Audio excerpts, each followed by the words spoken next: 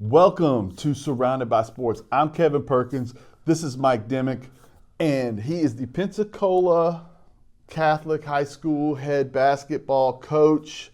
And we are hours removed from, is it okay if I quote you? Oh boy, sure. The biggest win so far of your career here at Catholic? Yeah, I think that's fair. Yeah. Washington High School, they had a game with Washington last night at Washington. As you may know if you follow local basketball, Washington is a powerhouse in men's and boys and girls basketball. The boys have been on a roll, but they ran into Catholic last night, and Mike's team won. Now, this will come out a week removed from today. You got a big game tomorrow. It's the funny thing about high school basketball. You don't get to, and that's a big game in that it's a rivalry game. Yeah, I'm in my fourth year here, and I'm still scratching my head on how Pensacola Catholic and Gulf Breeze are rivals. It's David and Goliath. You know, one school's twice the size of the other, but that's our rival. You know what I would think? This is just me spitballing. Yeah. Because I think that some kids. And you know who would know a lot about this is he just left the room. That's right. Bobby Clayton. Yeah. But I think He knows a lot about a lot of things. Yeah, he's a smart guy. Yeah. Right. Okay, since we're here, we're talking about it. Before we get into anything else, Joey Nieves told me this was your dream job. Huh. Joey Nieves is a good friend of yours. We'll get into how later. Does that make sense to you? Yeah. I mean, when I got here, you know, I spoke to the first, class of kids that I had. You know, one of my mentors in basketball, Pete Penna, who I worked for at Pensacola State College. I'll never forget when he got the job. Now, this is a guy that, and I think, we'll talk about him a little bit later when we get into that segment, but let me just say, I told the guys, I might have my dream job at 40 years old, whatever. How great is that? And I'm happy to do it with you guys. You're here with me at the beginning, and so let's go make this thing something. Yeah. I did. Nieves is right. This is. I'm not Catholic. Right. But I'm a fundamental Baptist, right. Bible thumper, Yeah. But they accepted me, and it's just been a neat family to be a part of. Yeah. Here, just the academic faculty and everybody, that all the pieces, It's a unique place. Right. Of course it is. And when we talk about unique place, of course, obviously there are the religious aspects of it, and there's the high academic standard and all that. But also, it is a place where you have seen sports be successful, although not in this sport, which gives you a neat challenge along with probably the assurances of knowing they will support you here. Yeah. The soccer's good. The volleyball's good. The baseball is legendary. The football's legendary. Yeah. Well, without going back to 80s and 70s where they had some success before the game, evolved, I would say. But, Nick Mead was here as a dean and a basketball coach, and I think he advanced a couple rounds while he was here. Right. He used to have battles with Mariana back in those days. Right. And Jeff Gill, who I took over for, went to I had a Final Four appearance, I think, back in 17 or so. When he had some nice players, DJ Laster, and then some complimentary football guys, and so there's been some success, but not to the level that we would like to see it go. being in the Final Four of the state championship is a regular thing for baseball, Right. You know, and Right. And in the recent years, 3 seasons ago, football was there. Last year, they were a game away from being in the semis. 2 years ago, they were a game away from being down there. So we want a little. Our girls soccer team is they're bad. I mean, Yeah. Bad like as in the Bad good as in kind good, of bad. Yeah. That's in a song. Yeah. So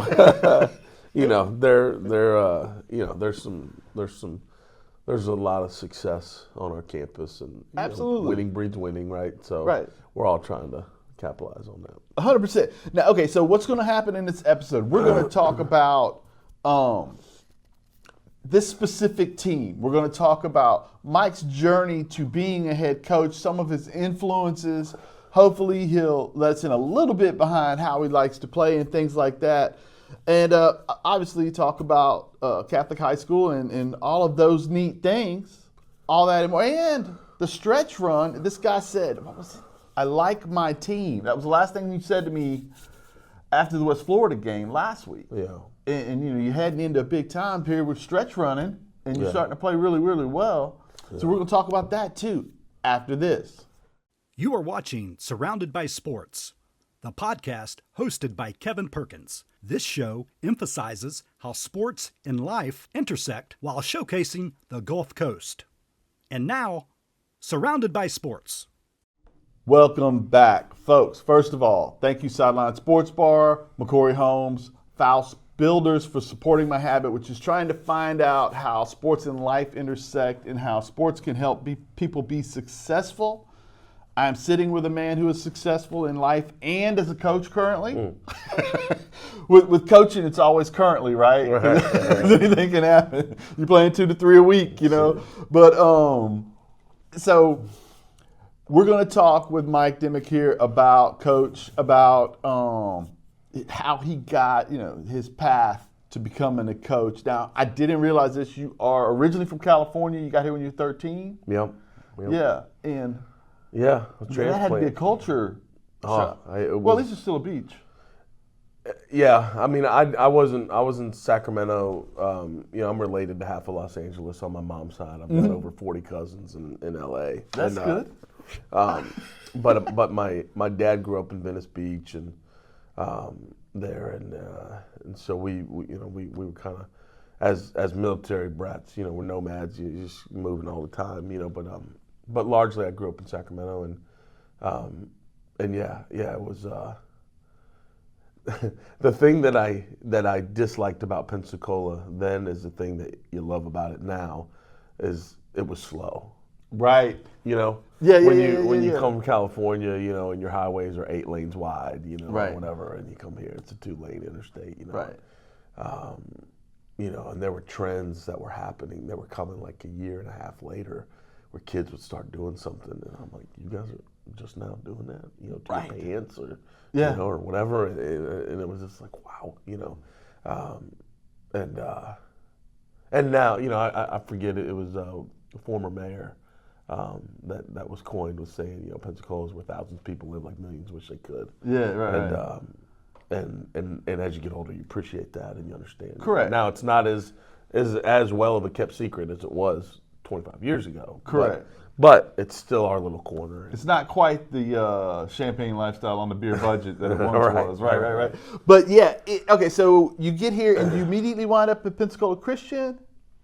Yeah, so my dad retired out of the military, was called into ministry, had 2 older sisters that were going to school at Pensacola Christian College. Mm-hmm. And so he decided, that's where I'm going to do my ministerial classes. And so he moved over, and we didn't have a house, didn't have a pot to piss in. A church that we've never been to left a key underneath a doormat to a parsonage that they had. It had 1 bed, 2 couches, and a cot. My parents slept in the twin bed. My 2 older sisters each had a couch, and me and my youngest older sister shared the cot. Right. And we lived in that little parsonage for 3 months. Right. Wow. Yeah. Yeah, if you don't know, I mean, not everybody's religious. A lot of times, most of the time, churches have a home that the whoever's preaching there can live in. And it's usually, when I was growing up, it was almost always in front of the church. Yeah. Right nowadays, they put them up in a different scenario. Yeah. But yeah, and that's a lot, right? And then you're walking in, and it's kind of like you're the celebrated because your dad's preaching every Sunday, but you don't know anybody. Yeah. That's kind of a weird way to start that, out in a community, right? At that time, I mean, he wasn't, he was a gold badge winning recruiter in the military. He just retired 2 months ago. So he wasn't even. No, we don't. Oh, We had wow. no ties to that church. Oh my goodness. Somebody that knew us from California attended that church and said, "Listen, I know a family that's in need. They're coming here. They'll be looking for a house. Can they use the?" How generous. And so he put the key underneath the mat, and we started private school right away at Pensacola Christian. My two older sisters were at PCC, and Dad, went from recruiting doctors from leaving private practices to becoming military doctors, Right. to scraping gum off the floor at Sam's Club was his next job. Oh my goodness. So Right. When did basketball come on? You said you were a baseball guy when you were little. When did basketball come on the scene? yeah, I took a liking to basketball when I was probably 10 years old, Right. and was playing in a base league there at Mather Air Force Base. Yeah. And realized that I had a knack for the game. I was there aren't. It's funny, the PE teachers here. We kind of look. You look at kids and you assess, kids, and every now and then you have a kid that comes out and you go, wow, that kid can do all of it. Right. But you don't see those kinds as much anymore because when you and I were kids, all you did was play outside. And Right. you followed the sport. If it was baseball season, we were in the neighborhood playing baseball. And we had a World Series that was going on for a Right. month. Right, and every right. Saturday we picked up from where we, if it was basketball season, it's basketball time, baby. Let's Right. go. And football and on and on and on. We just followed, So I was a pretty good athlete. I was Okay. a first team All-State basketball player at, PCA. And I decided to focus on that. Running point guard, probably. Playing PG, yeah, I was probably more of a two guard trapped in a point guard's body, but Yeah. but I was a legitimate pass first guy though. Like Okay. I'd much rather one of these than than one of these. But Well, if you LA from Magic Johnson. Magic, yeah, there's no question, So, but I just Yeah. I was never I didn't want to watch TV. I wanted to be out playing. So when Right. I was there in California, I didn't follow, sports. And I'll say I'm a baseball guy because we would go, with the Bay, was just Oakland around the wasn't corner. far away, Yeah, right, so right. we'd go. And my dad was military, so we got tickets out. So we'd go to the games, and so I was just more like, wow. But I never went to my first NBA game until 3 years ago when I took my team Really? to New Orleans. Yeah. Okay. So. All right. So yeah, but anyway, by the time I got here, I was tunnel vision basketball. I'm going to be in the NBA. I'm going to do all this stuff. And, Yeah. And then that's where my dreams started. Right, getting crushed right. From there. Well, okay, but but the neat thing, right, is you talk about tunnel vision basketball, right? But that mindset transitions into other aspects of life, Yeah. right? Once the basketball, you wind up going to college, playing in college. That's where you meet Nieves. He's a freshman when you're a senior, and the desire to be really good at things doesn't leave you just because you're not playing basketball anymore. Is that right? That's right. Yeah. Yeah. Life sometimes gets in the way Of course. of what you want to do and how successful you want to be or how you want your body to look or Right. Correct. I get it. But no, yeah, you I am a big basketball fan now. Right. I'm a big tennis fan. Okay. As Well, that's great, too. I need to spend if I could spend more time, studying basketball, I'd be a better coach. But I'm watching too much tennis. But Pretty good. I, there are guys that you want to emulate, Sure. because you like the way that they carry themselves and you like the way their teams play, so I think that's what is it? Imitation is the sincerest form of flattery. 100%. 100%. So while we're here, okay, so then you wind up, when you're done with that, how do you get into coaching? Yeah, okay. I was a criminal justice major in college. Right. Thought I was going Secret Service. Oh, That was nice. where I wanted to be. I had a Right. professor in college who was the second car behind the president's detail. I mean, he would sit there and he'd tell stories all day, and he and I had a really good relationship. And I'd go to his house and all the paraphernalia, on the Like walls. Clint Him- Eastwood in that movie where Oh, he's yeah. walking behind the Yes, president's that's car. right. Yeah, Thin Red Line or whatever it was. And Line of Fire, something Line like of that. Fire, that's yeah. what it was. Okay. Yeah, Thin Red Line was another one. But that didn't work out. Well, so I go in 2009. Uh-huh. I go to the Pensacola PD to get started, and they had a cadet program. Mm-hmm. And I sit at a table similar to this one, a little bit bigger, and there's officers around the table, and they look at my resume over, and at the end of the day they go, you're overqualified for this program. You don't want to be in this program. So I leave there kind of like feeling, I'm like, golly, I'm too qualified for that. I'm not qualified enough for this. And it was that year, that right around that time, that Pete Penna got the head job at PSC. Pensacola State. So Pete now, Penna's a fantastic basketball coach. They are in the mix all the time over there. Basketball's better in this area than some of you people realize. You should pay attention. Go ahead, talk about Pete more. well, I rewind just for a second. When I graduated from UW or when I left Pensacola Christian College after playing for 4 years, I went back to California. Okay. And I opened up a boarding and training facility for dogs with my cousin, who's a regular Caesar Milan. I mean, he can do anything, And Joey Murdoch, who's been my ride or die since the day that I had an address here in Pensacola, gets the head job at Tate High School. Okay. At 22 years old, he's the youngest head coach in the state of Florida. Right. And he calls me and he goes, "Look, man, I just got this job and I want to do it with you." So I moved back, and I went there 2006, and I went to Tate. I was a full-time sub, and I was his assistant.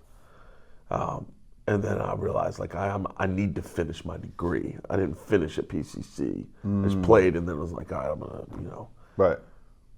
So I enrolled back at UWF in 2007, finished in 2009. Was into the police department thing, didn't work out, and then Pete Penna. He Right. goes from being the volleyball coach and hanging banners, coaching volleyball, to being named the head basketball coach. Right. Right. Now this guy could coach interpretive ribbon dancing if he needed to. Correct. He could do anything. His skills transition to whatever he knows about. He just coaches people. He knows how to handle. That's the real gift. People. That's that, and which is the end all, and so he takes Murdoch and I to Mellow Mushroom, and he says, I need to meet with you guys." We didn't know at the time, and he says, "All right, listen." He said, "I've got my dream job at 55 years old as the next basketball coach at Pensacola State College, and I want to do the job with you two idiots." Is that what he said? Yeah. He said, "Now, what you got to decide is I'm always going to recruit character over talent. And if that means that Pensacola State is never going to win a national championship while I'm there, I'm okay with that. Mm-hmm. You got to be okay with that. Because I'm not going to go to work every day with a bunch of guys that I don't like." Oh, wow. Initial conversation. Right off the bat. Okay. So you know what the two idiots said? I'm in. I'm in. Well, in a way, though, isn't he telling you we're not going to have personnel issues as much? And we didn't. So our jobs will be better? Listen, there's times where we missed. We got fooled by a kid. Mm-hmm. We sat in their living rooms and they gave us lip service, and so did mom and dad, and he ended up going home. Mm-hmm. We were in Texas, and a kid arrived there with us and left on a Greyhound. Oh. Okay. So, we didn't play. He wasn't lying, right? He didn't play. Okay, and so how does that transition into, does Leeds Academy, is that how it starts? As a head coach? Well, so there's a small piece in between there. I'm there almost 10 years, and and was constantly, my wheels were always spinning. As an assistant, I'm 26, 27 years old. I'm living in a dorm, keeping an eye on kids, and making, maybe $7,000 as a stipend. I'm living for free, obviously, but and I'm just going, I got to make some money doing something on the side, and so my escape room business opportunity presents itself. Okay. And I don't know that you and I have talked about this, but I have Exodus, shameful plug, Exodus Pensacola. It's my escape room on Creighton Road. Okay. So that we build that out in late 2016. It opens in like November of 16. So basically 17. And then it just got so busy it took me out of coaching. Yeah. And then COVID hit. Right. And nobody was itching to get locked into a room. If you know what an escape room is, right? Yeah, right. And so here's where, can I keep going? Go. Okay. Here's where that, little Joey, as he is in my phone, comes in.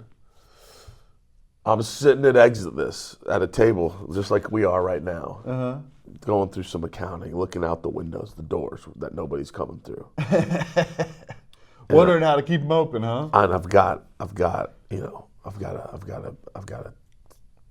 3-year-old and a baby, an infant. And my phone rings. Joey Nieves. What's up, man? And he had just, maybe a year before or 2 years, had come on to build a sports program there at Lead Academy, which would have, they had nothing, Right. So he says, listen, a lot of people, we need a PE teacher and a girls basketball coach. We'd like that person to coach girls basketball. So just keep your ear to the ground, if you know anybody that might be interested. And I'm like, yeah, I think I know a couple people. Let me make some calls, I'll call you back, hang up. And we're not all religious, like you stated before. Right. But the proverbial finger of God flicks me in the head. It says, hey, dummy. Because I'm going through my phone, who can I get? I'm not that guy, he's busy, And then it was like, you. Oh, yeah, I'm a basketball coach. And I'm going, no. I'm not coaching girls basketball. Right. I'm not doing, I'm not interested. And I was like, I'll just go to the interview, whatever, So long and short, we signed an agreement, and I coach a varsity girls basketball team with sixth graders. Sixth graders, who are fantastic now, by the way. Yeah. We watched them play the other night. Yeah. They beat West Florida Tech before his game versus West Florida Tech Lead Academy with Ralph Mims played. And you said, two of the guards, I think, they were twins. Yeah. Well, yeah, they're a year apart, I think, or something. But Oh, I'm sorry. No, it's all right. But so he was like, I coached, and I was like, oh, wow, because I didn't realize that connection either. And okay, how did coaching women's basketball help you as a coach in general?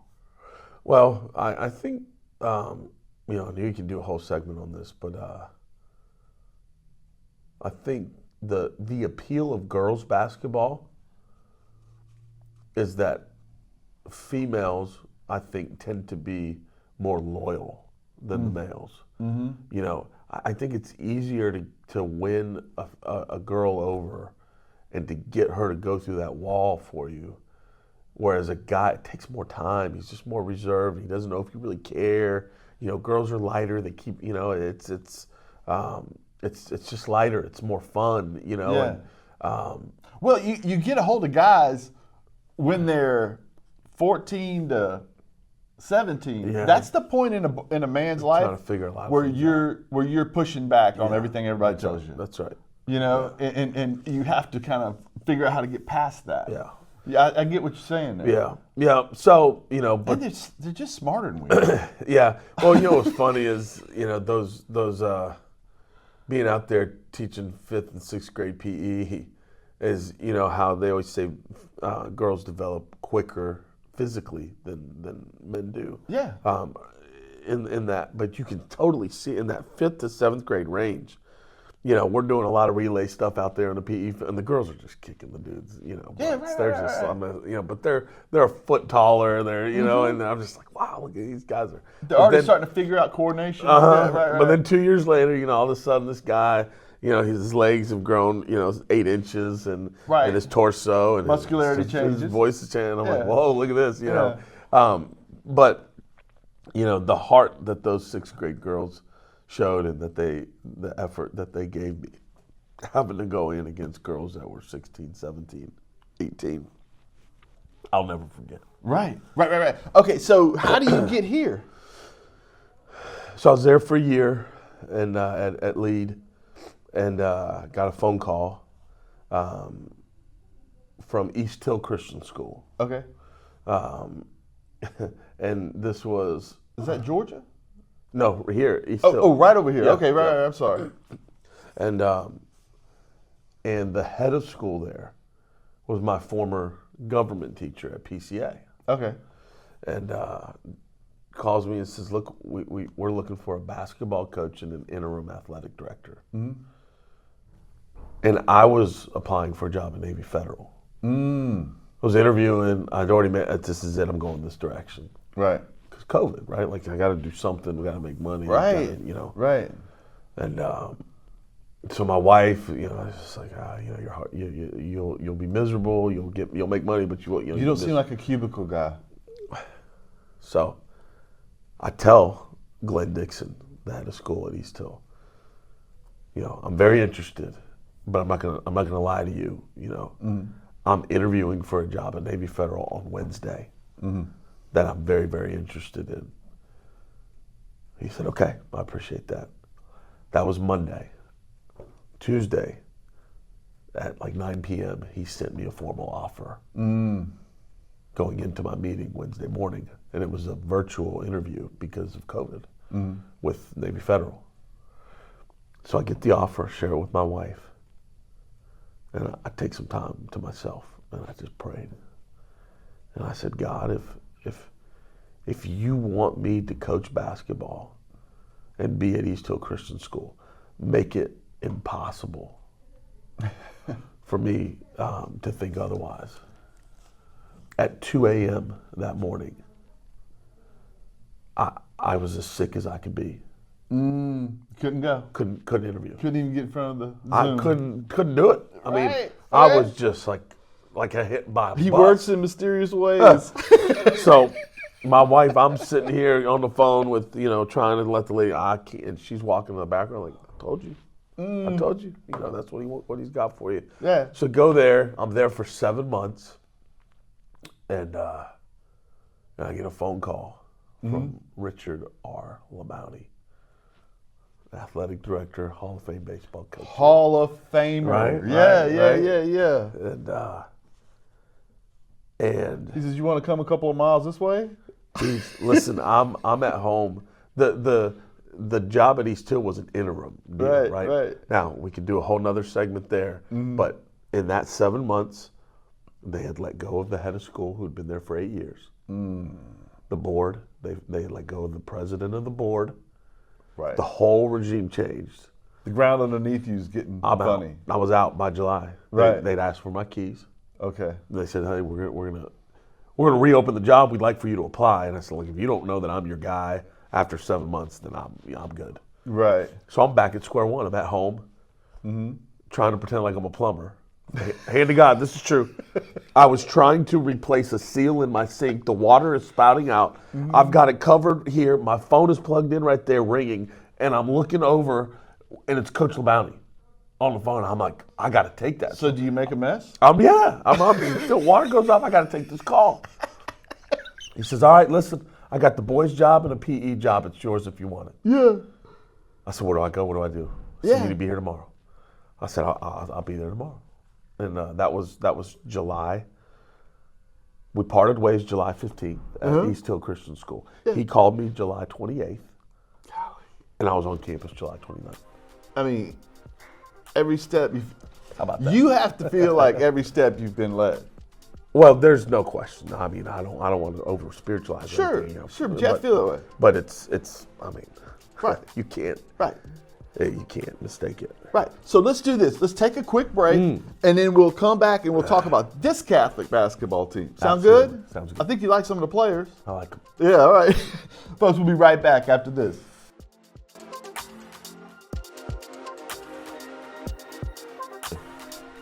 Welcome back, folks. Thank you to Sideline Sports Bar and Restaurant on beautiful Pensacola Beach, McCory Homes, and Faust Builders, who helped me go find how sports and life intersect. Recently, these episodes have been very hoops Panhandle centric, and I have a good reason for that, as Mike Dimick has had his Catholic Crusaders on a bit of a run. And last night they beat Washington High School. We talked about that. Again, this will be aired a little bit after you have a game with Gulf Breeze. What's special about this ball club? Well, I think what any coach, desire for their team is that you would have guys, early in your program, and then you would reap benefits from them being there for several years. And that's, I think, what we're experiencing here now. Yes, there has been sprinkled in, some help from the outside, if you will, just meaning they weren't naturally here from freshman year. But if you look at that game last night, the question mark when they're watching film, getting ready for us, a big piece of our puzzle was missing because football was still busy being successful at that time. Right. People don't think about that. Right. You don't get all your team until football season's over. And this is why when I schedule, I schedule heavy away in the first half, because if I want to get beat, I want to get beat in front of somebody else's crowd. And I schedule heavy home games, so other than that one, we go to St. Michael, but the rest of the way it's home, so I think we had 10 home games on the back half of the season. But the question mark was, how big of an impact is number 4 Donnell Gully going to be? And you were there to see that last night. He was amazing last night. Yeah. And Sam Quebedo. He transfers in from North Carolina. Yeah. He's averaging 16.9. And I don't know about, did you feel like they were trying to take Sam away early? Like all the time. Right? They had 2 guys on him sometimes on the inbound pass. Yeah. Right? Yeah. Is that correct? Yeah. Okay. And so that meant Gully had to step up. Right? And you guys didn't have any issue with that. That was the interesting thing. Well, that's the thing, is that you have, and then he comes to the party a little bit later because they a little bit of a slow start just due to the fact that he was getting so much attention. But once Gully starts coming around, now you got to play different. Well, you got Gully, and you and I talked about this before we, hit record on there was a balanced effort, like Keelan Weathers probably had his best game of the year, number 11. Who's going to have to be our guy when Sam leaves this year, Correct. next year. But there's a guy that was came in from Brown Barge. Right. Donnell Gully comes in from Workman Middle. And they came in with the slew of guys. About that freshman class was unbelievable. Right. So a lot of them didn't make it. Ended up going back to where where things were a little more easy and natural for them. But the ones that stuck it out now, they've been in our system. Yesterday, Didi gets called for travel with 5.7 seconds, 11 seconds or so on left. I can't remember how much was left. I was too busy sitting down because I got a technical foul. And he gets the travel call. He gets the travel call, which I didn't see because I think the referee had me blocked here. And intentionally, I'm sure. So we're down 1. We're down 1. We call a timeout, and Didi's, he's got his head down. And I just tap him, I said, look, man, relax. There's plenty of time. You got time. You need a little belief right now. You got to believe in each other, and that was our belief. All right, 1, 2, 3, believe. And everybody's, believe. They just knew they screwed it up, right? Right. And then, this is a 1-point game at this point. It's a 1-point game. We're down 1. and then we come back and, our zone O against, they're in zone, you run zone offense, right? That's what every smart coach does. Right. So I lean over to my very, very intelligent assistant, not sarcastic, I put him against anybody, X's and O's. And I said, it's not working. We need to run our man stuff against. No, Coach, they're in zone. I don't care. We need to go man. We're going to do what we're good credit. We're going to do what we're good at. Yeah, you give kids too much credit and expect that they're going to do the right thing. Right. Hey, it doesn't matter if this guy's running through here. I'm in zone. I'm supposed to just run a guy through and see if a guy follows, It might. So here we go. Yeah. We run our Crusader and ended up, now our guys are starting to pass and cut and do, and you get 2 points with 5.7 left. Yeah. And now all of a sudden you're up, So, but that doesn't happen. And Sam hits a beautiful shot, by the way. Sam hits a very nice shot. He's nifty around the rim. He's crafty. He's patient, because think about it, because he's not the tallest, right? So he gets down and tries to play off 2 feet, but there's guys that just stand, and they don't have to jump because they're longer, taller, and so he doesn't get the call, but he keeps playing the game the right way. Right. Our mantra for our 4-game win streak is a relentless desire to do the right thing and make the right play every time.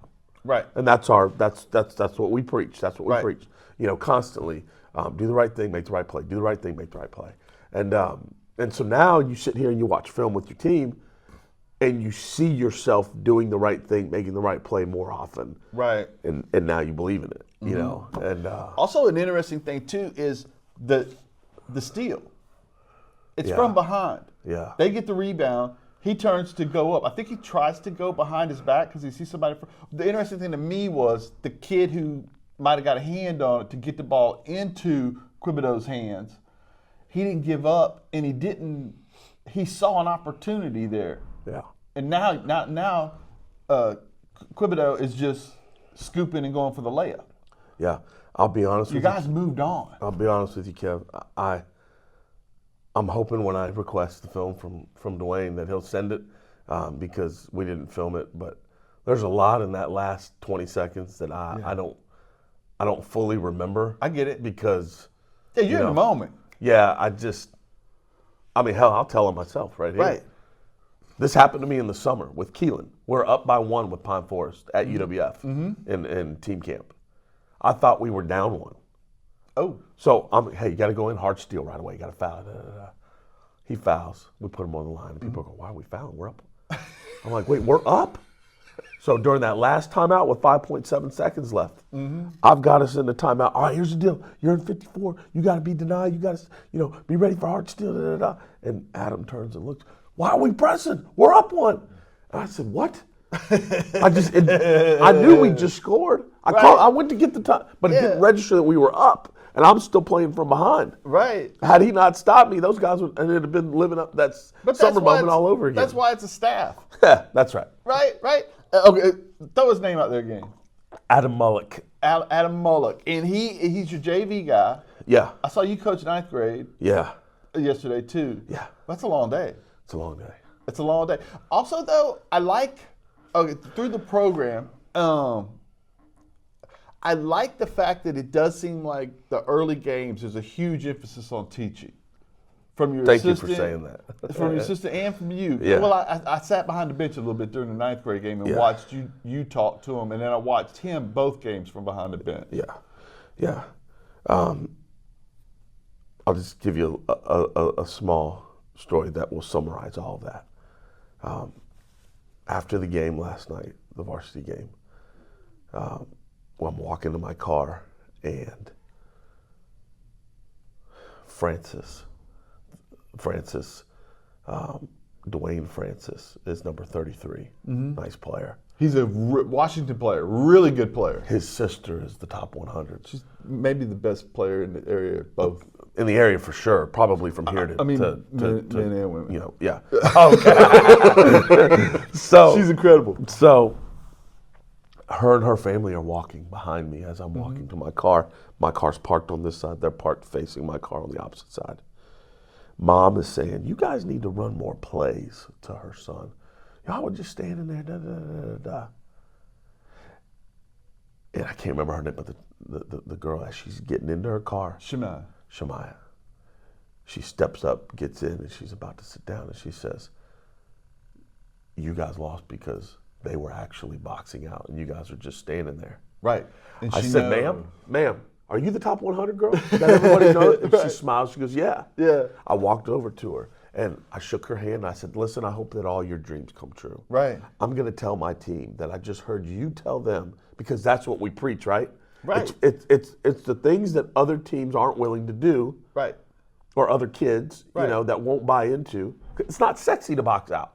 Jumping and out-jumping the guy in front of you is sexy, right? I think winning's sexy. That's where we differ, right? Well, that's how you get paid too. So, but the thing, that was validation. And Washington will adjust to that. Yeah. You'll have a little bit more trouble getting rebounds against them next ball. I would game. hope so. Right, Yeah. right. Because they'll adjust to that. They're smart too. Yeah. But that's the thing is, you taught something, and you said here's something neat to me, and you tell me if this is true. You said our motto on this winning. You do have if you lose a game, you do think, well, how do I change the tempo in the locker room? Not just how do I change the tempo on the court. How do I change our mentality? Yeah. Right. You do those things? Yeah, oh sure. You have to have a pulse. For the first 3 minutes of the game last night, Adam was begging me to call a timeout and ream them. Right. I mean, Coach, I'd get in them. And in my head, I'm going, what we just talked about. I got juniors that have been in this program. Like, at some point, I have to be able not to put myself at risk for a heart attack and let them figure things out. Sure. And they did. They did. Right. When I lost my mind was when we were up 10, we miss a box out, we miss a second box out, it's a kick to the top of the key, and it's a 3-ball for number 0. And now we're only up 7 instead of up 12 because we scored on the other end after. Right. That's when I call a timeout and say, all right, you want me to yell? Well, come be a part of this. And I met him at half court, and I just lost my mind. You sure did. And they fixed it. They adjusted. But so yeah, you knowing the pulse. There's a time for the bad cop to come out. Time for the good cop. Sometime after wins, even in the locker room, you want to celebrate. But dudes, you got some dudes coming from across the pond who have stolen your cookie for 3 years now. 4 years for me. Coming up, right? Yeah. So how about we just say, hey, we beat a really good team. And in 36 hours, we got to do it again against our biggest bugaboo probably in the right. So and also 2 completely different ways. Yes. Washington plays one way. They play more like us. The Gulf Breeze. Gulf Breeze is very fundamental. Coach O is very. I tell him in weird ways just because it's high school doesn't mean it doesn't remind you of other levels, right? Sure. His teams remind me of Krzyzewski style offenses, right? They come off screens, they move the ball, all that stuff, right? And your team is kind of like you said, that you play similarly. Yeah. You try to maximize what you're good at. Yeah, you try to find matchups that you can exploit. Yeah. We are not as good at that, I would say, yet as they are. I think we're getting there. For example, there's probably times where you would look and you'd see Darnell, our biggest player, number 23, underneath last night with a mouse. We never threw it into him. Right. We just don't recognize there's our matchup. Let's go to that real fast and see if there's anything there. Right. Instead, we'll give it to him when he's out of position, when he's, his hands aren't right or whatever, and then it's a turnover, Right. But yeah, it's. Would you say that, like, when I think of Gulf Breeze, or when I think of Tate, when I think of Washington, I think of systems in general, right? No matter who you are as a player, when you come here, you're going to play inside of this system. Do you think that you adjust your system to? Because there's nothing wrong with either way to go about coaching. Do you think you adjust your system to the player, or to what you have, more than some other places? Yeah, I think that's You have a general style, and then Yeah. you also go, well, maybe we got to play like North Carolina right now. Maybe we play like Duke, like, that kind of thing. I think in high school, having been at both levels, Yeah, you coached in college, right? I think high school, right? Because in college, everybody has the best players from their high school teams, Right. right? Right, and you're So also it's the- recruiting to fit your system. Right. So so it's less about, at the high school level. I mean, free throws, second shot opportunities, so rebounds, Right. boxing out, and layups. Yes. If you are leading in those three categories, I don't care who's on. You're always going to have an opportunity to be in a game. Correct. So it's not about how many screens can we run this guy off of. It's really about teaching fundamentals. Do they buy in? Do they believe? Can we have confidence at the stripe? Will they box out and not? Early on in this season, I'm watching our guys. First, we weren't crashing, so we're getting one shot opportunity, and everybody's watching Sam shoot the ball. Right. And then we go down there, nobody's boxing out, and we're giving them 4 shot opportunities to our 1. Right. It's hard to win that way. Can't. So if you're boxing out, you're limiting shot opportunities, and you're making layups, which we have not, been leading the way in, then you're gonna have a chance. Right. So it just now. You got a game plan and some X's and O's and how you want to handle defensively. Sure. That comes into play. But I think in high school it really is more about doing what you do well, Right. than countering what they do. Correct. That's what I believe. Of course. Also, okay, so as we're wrapping this thing, a lot of what you were talking about right there, right? The way these things transition into life, right? You're talking about work ethic. You're talking about attention to detail. You're talking about maximizing the individual inside of the group, right? But you're also talking about moving the ball to get that layup, right? Which is that teamwork, which is most work environments require that. Yeah, that's been the sweet sauce for our success is they have finally decided to share the basketball and to be okay with their brother eating, too, and not just the big dog, Right. And yes, I think that there's a lot of life application there, after they get out of basketball and understanding the value of a community and team and Right. Those sorts of values. And that's why people send their kid to you to the school, right? Yeah. It's to get those overall value systems, obviously the religious aspects and the good education. Yeah. But also if they're playing ball, they're learning those other things, the little tricks to life, especially when it comes to attention to detail, that make you better than the next applicant for the job. Yeah, that's right. Man, I appreciate you giving me your time. Listen, I wanted to say it's ahead of the broadcast, but one of the questions that you kind of sent me an itinerary and said, hey, here's some things I'd like to talk to you about, and it was a dream job. It might be yours. I mean, working on the beach, surrounded by sports. Yeah. Doing what you love to do. It's on your face. It's in your blood. You can tell you enjoy it. So the kids, all the little clips and things that you put together, they love it. It's all about great. social media right now and whatnot. Right. So I'm sure you're a hoot to work for over there at Sidelines. I did restaurant for 12 Opinions years. vary. Well, I understand. But I get it. Yeah, I do enjoy it. But I love this. Yeah. Yeah. Well, really appreciate Surrounded by Sports and you taking the time to, I hope I get to experience the deal over there on the beach. I'd love to drive over for that. But thanks for coming to me today, and and for having me on the broadcast. Yeah, thank you so much. You're talking about living in Pensacola, right? And just real quick as I wrap, when you work on the beach, you can, every job. Yeah. I can't believe I'm up and doing this again, blah, blah, blah.